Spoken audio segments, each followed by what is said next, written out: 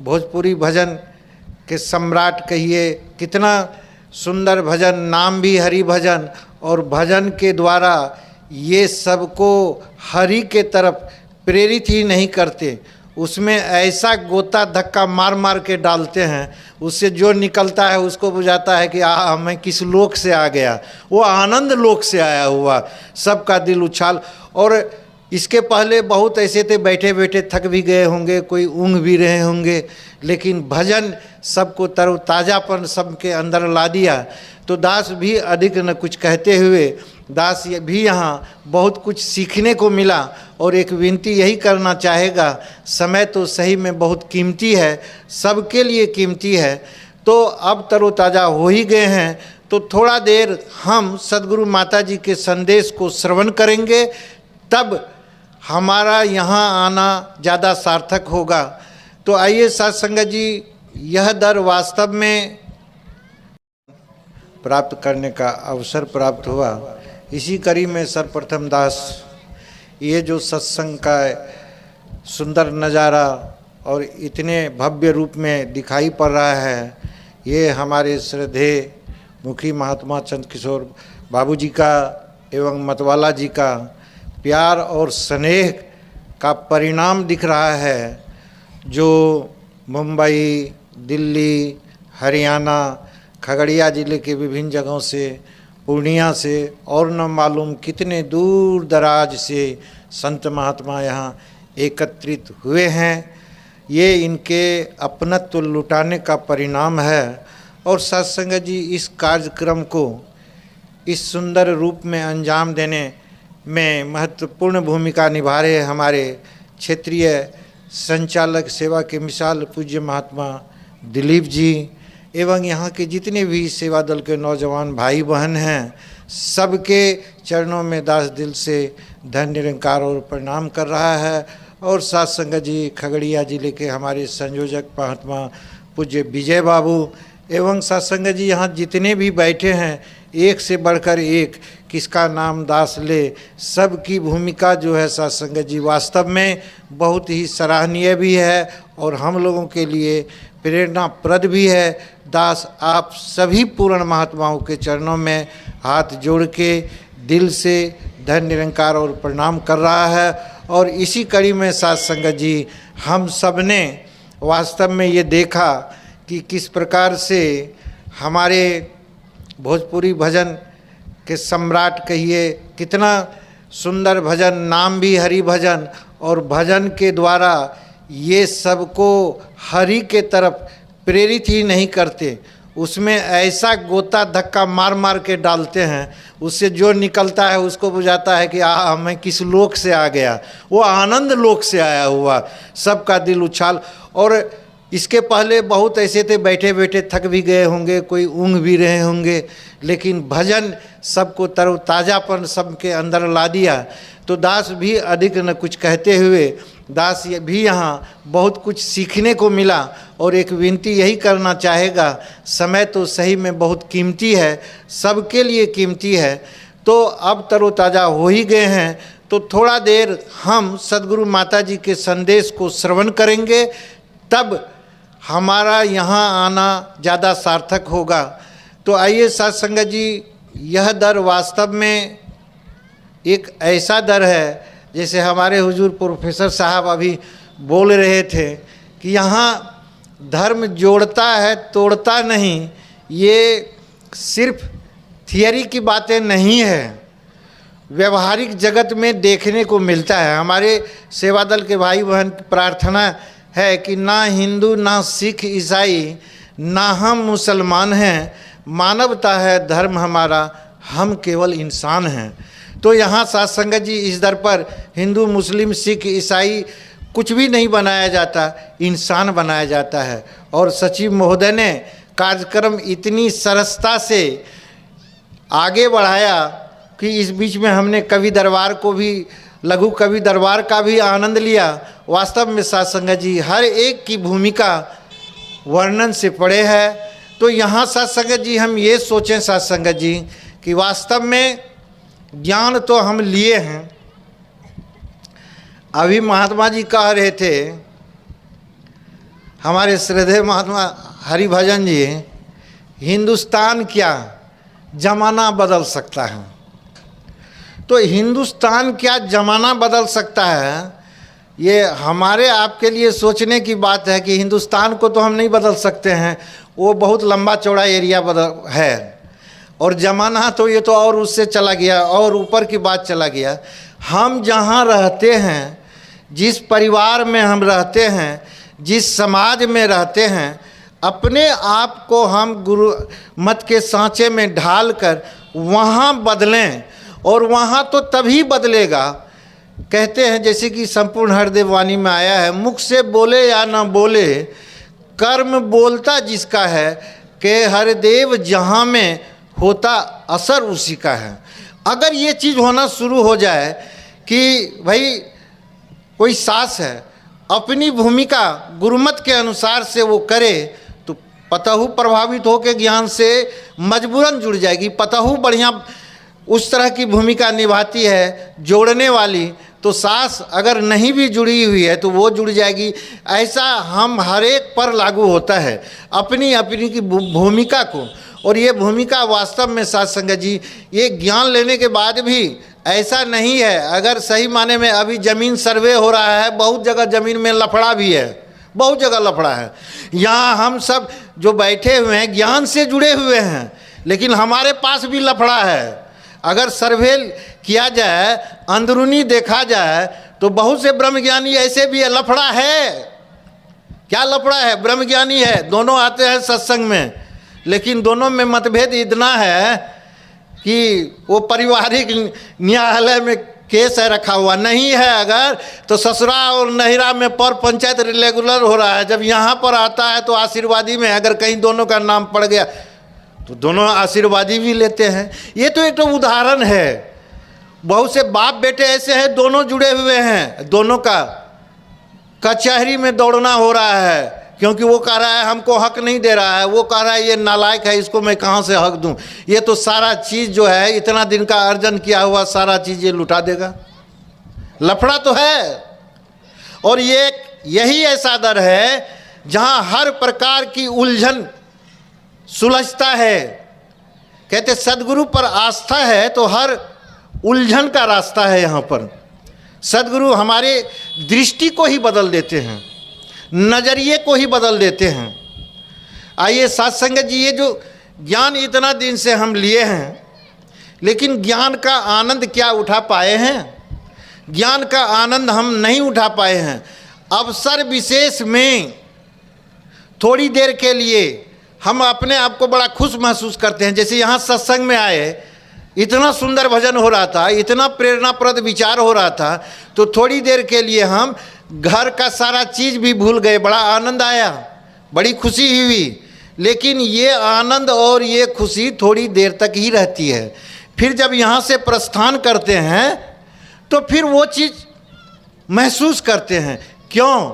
इसीलिए कि कहते हैं कि निरंकार का एहसास और निरंकार पर विश्वास अगर ये हमारा पक्का हो जाता है तो निश्चित ही साथ संगत जी हमारा जीवन हमेशा खुशियाँ खुशियाँ ही बढ़ा हुआ रहता है। यहाँ पर वास्तव में अभी आपने होली देखे, होली पर्व जो अभी हुआ, इसमें संत महात्माओं ने अभी देखे किस ढंग से होली मनाई, कि होली मनाने का ढंग। और एक ऐसा भी है कि होली मना, और इस होली में कितनी बोतलें टूटा होगा, कितना जाम पर जाम चला होगा। और संत महात्मा भी यहाँ नाम पिलाते हैं, नाम का अमृत नाम का जाम पिलाते हैं। कहते हैं बहुत पीली रम अब राम पी के देख, बाबा की कॉकटेल का जाम पी के देख, हर वक्त सुबह और शाम पी के देख। हर वक्त, ऐसा नहीं छिप छिप के भी नहीं, हर वक्त सुबह और शाम पी के देख। गुरु का दिया हरि का नाम पी के देख, जिसे पीकर हर बसर बन रहा है।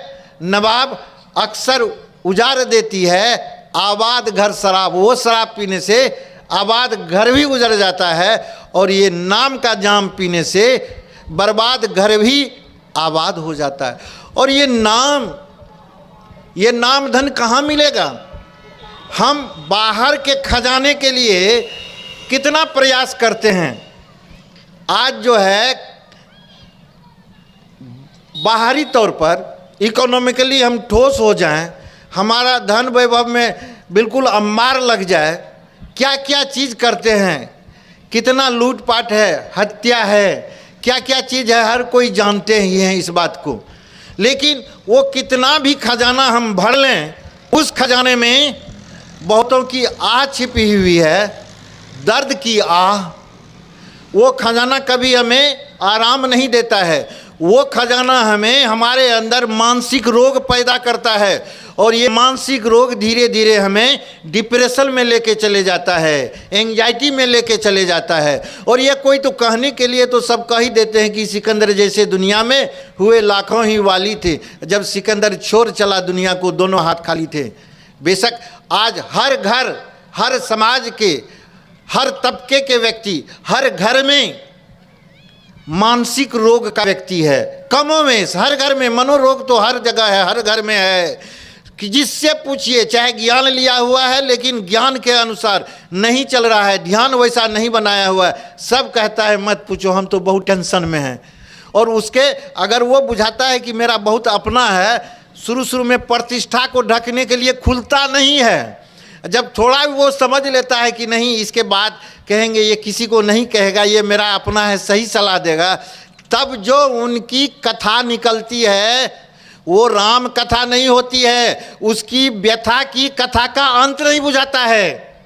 मनोरोग कौन कहता है कि हमारे सबके पास है, लेकिन खजाने की बात कहते लाख औषधि खा लो, लाख औषधि खा लो चाहे दूर न होता मन का रोग, राम नाम की औषधि खा लो मिट जाएंगे संजोग वियोग।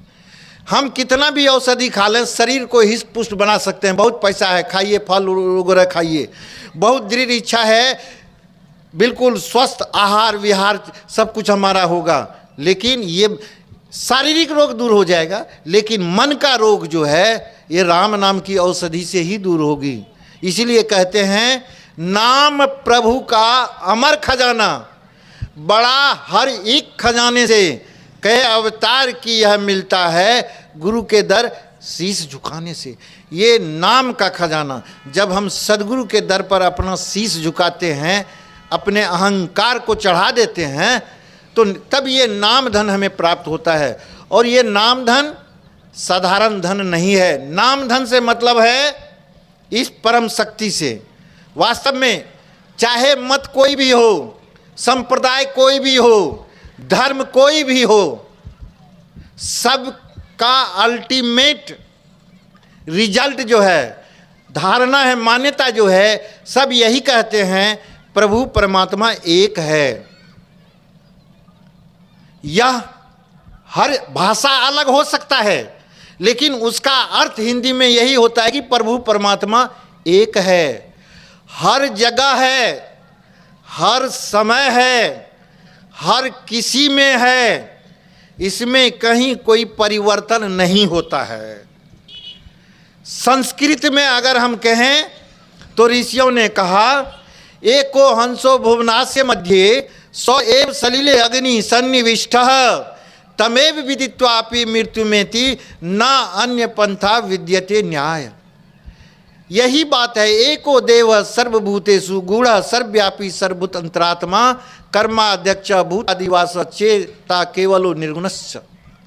और अल्लाह नूर उपाया, कुदरत से सब बंदे एक नूर से, एक शक्ति से, एक एनर्जी से, एक सत्ता से। अवल अल्लाह नूर उपाया, कुदरत से सब बंदे एक नूर से सब जग उपजिया, कौन भले कौन मंदे, एक नूर से सबकी पैदाइश। इसलिए इस एक को जिसने भी जान लिया, समझिए उसी का यह लोक भी सुखी होगा, पर लोक भी सुहेला होगा।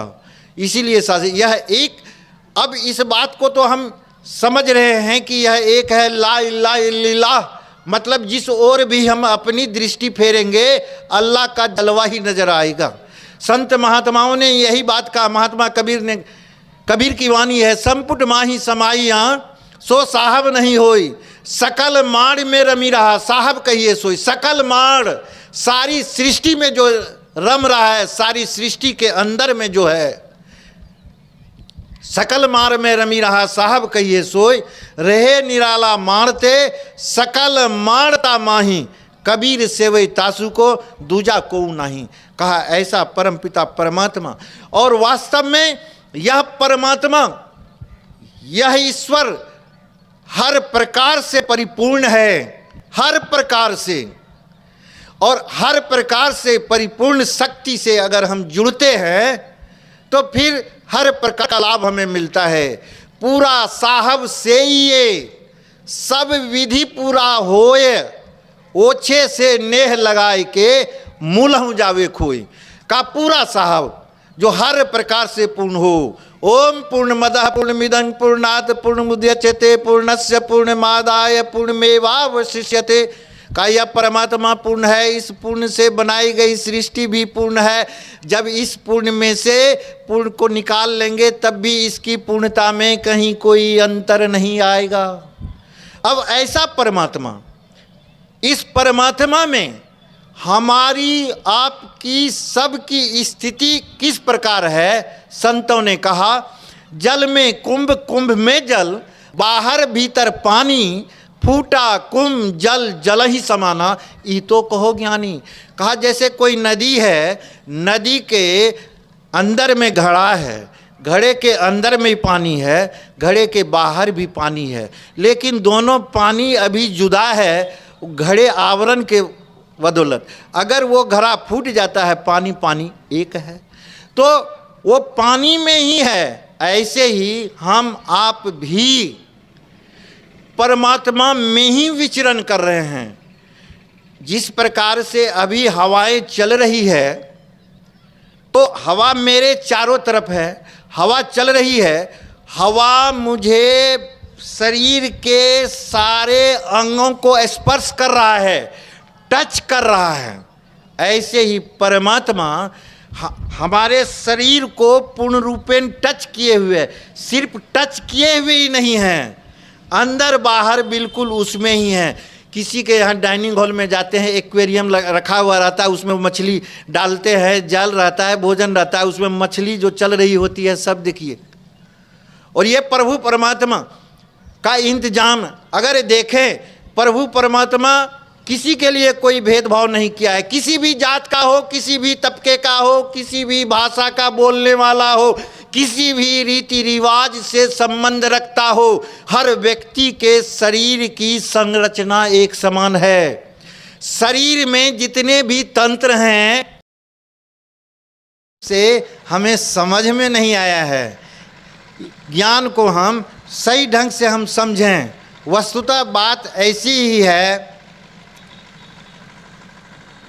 ब्रह्मा विष्णु महेश जितने भी सारे देवी देवता हैं, ये सभी इसी एक निरंकार, यही निरंकार प्रभु का भूतकाल में, बीते हुए समय में विभिन्न धर्म के प्रयोजन के लिए धारण किए हुए साकार रूप है वह।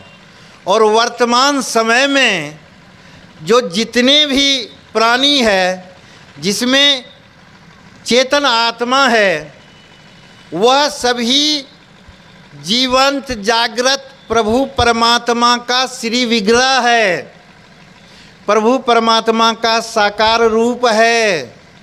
कहते न चिदानंद घन विश्व में व्यापी रहियो सब ठोर, सो गुरु मूर्ति रूप धरी प्रकट भयो नहीं और। ये चिदानंद घन परमात्मा ही साकार रूप में, सदगुरु के रूप में हमारे बीच में हैं। दूसरी बात यह है सत्संग जी, कर्म कांड जितने भी हम करते हैं, भिन्न भिन्न अवसर पर भिन्न भिन्न प्रकार के कर्म कांड से जुड़े विधि विधान के अनुसार अगर हम उस यज्ञ को संपन्न करते हैं तो उससे दो प्रकार का फायदा होता है। अगर हम अर्थ समझ के करते हैं, हमारी भावनाओं की शुद्धि होती है, यह भी बात बिल्कुल फैक्ट है। दूसरा फायदा ये भी होता है कि उसमें जो हविष्य सामग्री डाली जाती है, औषधीय वनस्पति का पौधा विभिन्न रूपों में डाला जाता है, वो धुएं के रूप में वो सूक्ष्म होकर के वातावरण में फैलता है, वातावरण का शुद्धिकरण होता है, हमारी भावनाओं की शुद्धि होती है, वातावरण शुद्ध होता है। लेकिन अगर विधि विधान में थोड़ा गलती हो जाए तो उसका उल्टा फल होने की भी संभावनाएं हैं। तार हम जोड़ रहे हैं सर्किट में, अगर तार हमने कहीं गलत जोड़ा, फेंका भी सकते हैं हम, और होता भी है। कहता है गलती से पॉजिटिव नेगेटिव में गलती से जोड़ दिया, फेंका गया। विधि विधान में कहते भी हैं कि विधि विधान में अगर त्रुटि हो गई तो उस वैदिक मंत्रों के उच्चारण से, ध्वनि कंपन से जो शक्ति पैदा होती, वह शक्ति विपरीत भी बन सकती थी। तो इसमें अपकार का भी डर है। वातावरण शुद्धि है बेशक, भावना शुद्धि है बेशक, लेकिन परमात्मा का बोध नहीं हो सकता है। परमात्मा का बोध सद्गुरु की कृपा से। इसलिए साथ संगत जी, जो ज्ञान को ठीक ढंग से नहीं समझ पाए हैं या जो नए ज्ञान के इच्छुक हैं, वो आज एक स्वर्णिम अवसर है ज्ञान पाने का। हम आप पता नहीं दोबारा ये अवसर मिलेगा कि नहीं, ये कहना मुश्किल है। स्थिति सबकी ऐसी ही है कि कोई सांप मेढक को धरे हुए है, मेढक का आधा धर सांप के अंदर है, आधा बाहर है। मेढक जोड़ लगा रहा है, थोड़ा सा निकल भी जाता है, सांप थोड़ा फिर निगल लेता है, आगे कीड़ा फतिंगा उड़ना शुरू होता है, सांप मेढक भूल जाता है कि हम काल के गाल में हैं। बस यहाँ से हम उठने के बाद हम भी काल के गाल में हैं, भूल जाएंगे। बस वही खेती गृहस्थी, ये धंधा, वो जो करना उसमें भूल जाएंगे, असली मकसद को ही भूल जाएंगे। एक स्वर्णिम अवसर है सत्संग समाप्ति के बाद, जिस किसी को भी इस परमात्मा को जानना हो, और ये भी क्लियर कट सो, परमात्मा को जानने के लिए ना किसी का भाषा बदला जाएगा, ना वेशभूषा बदला जाएगा, ना रहन सहन, कहीं कुछ नहीं, सिर्फ एक ज्ञान, वह भी तत्क्षण तुरंत मिल जाएगा। इतना बड़ा अनमोल खजाना, एक स्वर्णिम अवसर महात्मा जी के प्रयास से आज उपलब्ध हुआ है। सत्संग समाप्ति के बाद जिन्हें भी जानना हो या जो पहले से भी जाने हैं और क्लियर होना चाहें, क्योंकि सच्ची बात बता रहे हैं, दास के साथ में प्रचार यात्रा में गया जोन में हमारे संचालक जी गए हुए थे, जहाँ कहीं भी होता था तो वहाँ करीब 200-250 कम से कम बैठते थे, तो उसमें 50% पुराने होते थे और जो है 50% नए भी होते थे। तो पुराने सब एक दूसरे को मुंह देख करके मुस्कुराते थे, देखते थे, पकड़ लेते कि मुस्कुरा रहा है, मतलब इतना दिन से आपस में इशारे से कह रहे थे, इतना दिन से समझे कहाँ थे ठीक से जी।